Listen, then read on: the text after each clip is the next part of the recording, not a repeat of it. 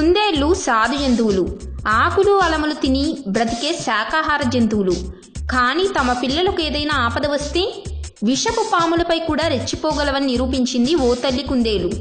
ఇప్పుడు చూపించే వీడియోలో ఓ ఆడకుందేలు ఆహారం కోసం తన పిల్లలను వదిలిపెట్టి అలా విహారానికి వెళ్ళింది.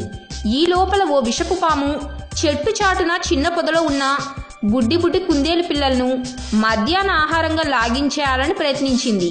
అంతలో ఎక్కడి నుంచి వచ్చిందో కానీ ఆ తల్లి కుందేలు అమాంతంగా వచ్చి పాముపై దాడి చేసింది.